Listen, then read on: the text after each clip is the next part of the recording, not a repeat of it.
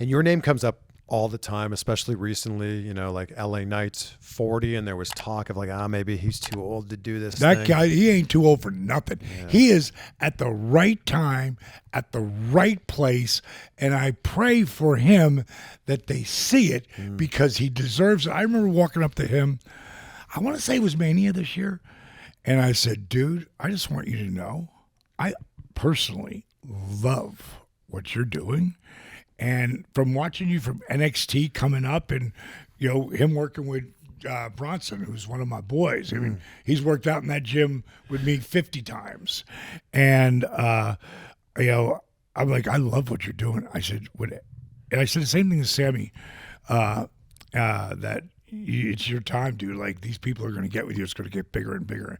And it did.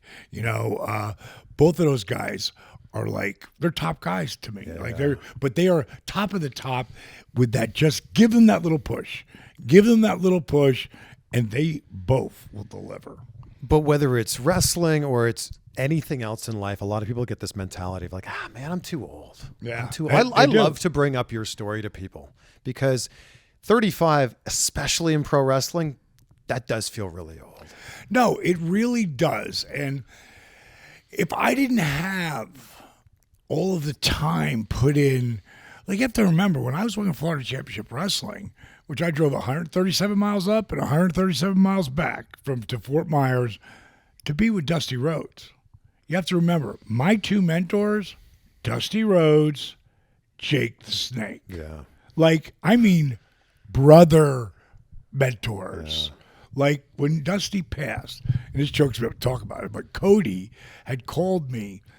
I was in the airport, remember exactly where I was, and he said, Dusty said he wanted you to know he had 5 friends, and he could count them on his fingers. And he had told me this story before, but Cody put another level to it. He said some of those 5 friends, from time to time, would fall off, and they'd find their way back up on the hand again. And he said, Dallas never fell off that hand. That was coming from Cody. It was super cool. But I had those guys in my ear. Without them, I couldn't have done it. What do you say to someone who might be 35 and there's something they've always wanted to do in life and they hate going to work every single day and they want to chase after that? But I think the biggest thing is they're scared to chase after. What do you say to them? I don't say anything to them unless they ask.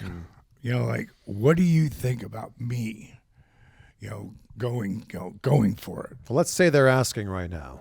Okay, 35 is I don't really have people at that age. Say 32, 30, somewhere around there, and I will say to them, if you can't breathe without it, you should do it.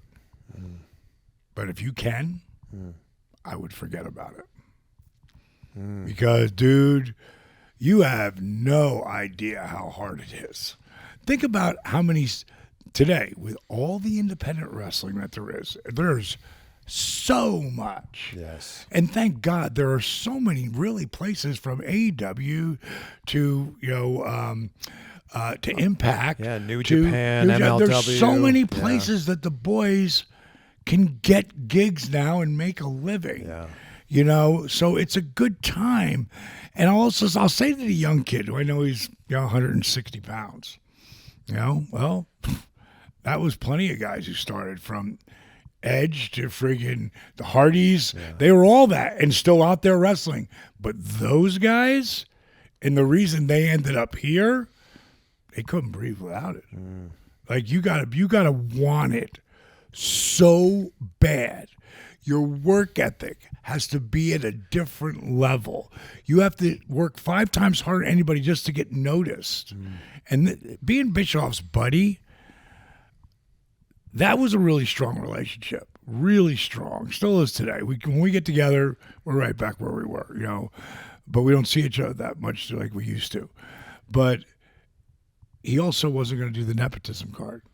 He wasn't going to push me because he was his buddy. So he went, and he said it when he inducted me. He said I had to work twice as hard. No, I had to work 5 times as hard. And they have to understand, and if they're a kid coming up, Like there's Dylan. Have you met Dylan yet? Yes. Dylan, great. He's freaking great. He has a Southern Honor Wrestling here in Georgia. He is a kid who was 5'6", and now he let himself got big again only because he wants to be that big wrestler in there, and he's 300 pounds, and but he's the booker. He runs the, he brings the people in the show. Him and Nathan, one of his other partners, who also works for me.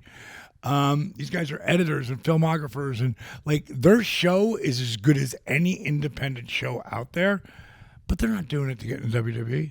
Not trying to get in AEW. They just want to live a dream and be a wrestler. Yeah. So if that's your dream, you should go for it. But if you're thinking, I gotta be in WWE, well, that's as hard as it gets. Now, is it possible? Absolutely. Sure. And you have to also if you look back, like Edge did jobs.